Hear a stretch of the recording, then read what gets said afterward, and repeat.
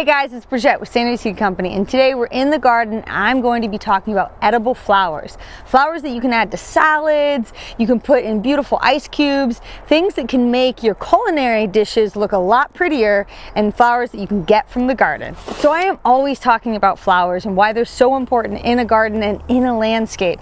And I know it's hard, especially if you're a new gardener. You want to grow things that you can eat because that feels like the most rewarding thing that you can do when you're spending a lot of energy growing something.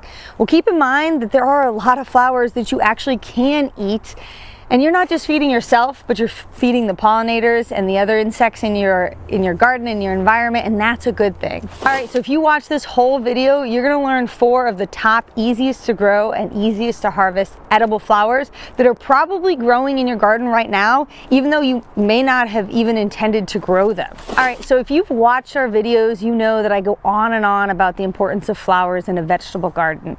We have tons of videos on that, but just in case you're tuning in for the first time, I want to remind you that flowers are a really important part of having a balanced ecosystem.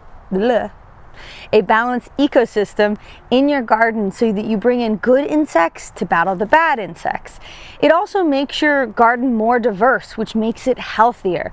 You can see in this bed, I've got lines of flowers here next to my veggies, and I will almost always have intercroppings of vegetables and flowers. I've got some stunning flowers behind me, and that's all a part of helping keep these vegetables really happy. Now, conveniently, in this bed is one of the most common and awesome and easy to grow edible flowers. So this is Nasturtium, and if you live in San Diego, you know this as a weed that grows crazy wild in the canyons, and it does. You see it almost everywhere. Any year that we have good rain, this plant will pop up almost everywhere because it is a prolific seeder. It puts tons of seeds out into the environment, and so we get rain and it pops up. Now, all the flowers of Nasturtium are edible. They taste like a spicier version of arugula. You can eat the flowers whole. The leaves are also edible. They're a little bit tougher and even more spicy, but you can add small slivers of it to a salad to kind of boost up the flavor profile. And also, they're just really pretty. A lot of edible flowers are used as garnishes on cakes, pastries, on dishes to make them look really pretty. And I do want to note that if you look at these nasturtiums here, they look very different than what you'll see growing wild because these are cultivated varieties that are meant to stay a lot smaller and a lot compact. All right, now before we get to our next flower, let's just stop to do a little disclaimer. Anytime you're eating a flower out of the garden, or especially out of a landscape, first of all, you need to really verify that that is the correct flower. You 100% know that it's edible. And even then, I would be cautious in the sense that you don't want to mix up a flower and eat the wrong one, obviously.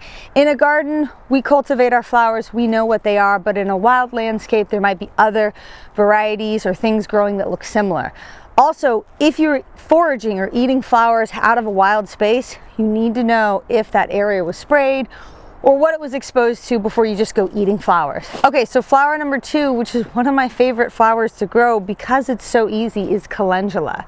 The petals are beautiful and delicious, and you can add them in salads. You can put them in ice cubes and freeze them. They look really pretty. You can sprinkle them around a dish just for aesthetics. They just really have a gorgeous color. And here in San Diego, if you grow calendula 1 or 2 times and you let it go to seed, I guarantee any year that we have good rain, you will get calendula over and over again. So it's a really impactful plant that gives you a lot for very little effort.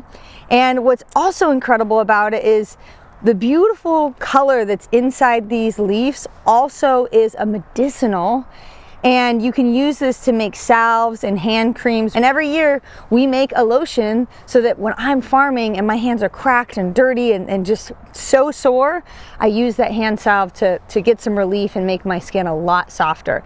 You will find calendula oil in a lot of beauty products because it's so fabulous. And look, it's growing free in my garden. Okay, so flower number 3 that you probably have growing in your zone 9 and 10 garden is borage. Similarly to calendula, it is a plant that if you let it go to seed, you're probably going to have it year after year. In fact, in our garden, anywhere that there is irrigation, this is bound to pop up, and I pull it out like a weed, even though it's beautiful. The bees love it. It brings a great diversity of insects to our garden, and what's really fun is these beautiful flowers have a almost cucumber smell and scent. Sorry, smell, scent, that's the same thing, and flavor. And so you can add these to salads, you can put them on pastries. All of the edible flowers I'm talking about, you probably don't want to eat a big old bowl of just that. You know, it's not like you can eat a big old bowl of arugula salad. You probably don't want a big old bowl of nasturtium salad, for example. But they make a great additive, and most people who are gardening, they're also cooking. And they want to make their meals and their dishes beautiful and inviting, and edible flowers is a really cool way to do that. So here's a great example of why we let things go to flower. Look, ladybug hanging out on this plant. So can any of you guys guess what this is? This is actually not a cultivated flower. These are radishes that we didn't eat that are going to flower. Now, if you're in a production farm, most of the time you would pull these immediately, but I leave them for several reasons. 1, the insects love them. 2, they actually make great fillers for bouquets, and also the flowers are edible. It's not something you're necessarily, again, gonna want a big old bowl of, but you can add these as a topper on top of other dishes to just look really pretty. A lot of vegetable flowers, the flowers of a vegetable crop, are edible. As I mentioned, zucchini is one of them, basil is one of them. A lot of herbs, you can actually take the umbels of them. So that's parsley, dill, cilantro. They're beautiful. And when you make pickles, you can actually put the whole umbel in there and it looks really pretty. So it is an edible part of the plant. And so if you're letting it go to flower, hey, let the insects enjoy it, put it in your bouquets, and also eat it and add it to dishes for a little bit of extra beauty. There it is, big bumblebee, big fat bumblebee, big fat bumblebee.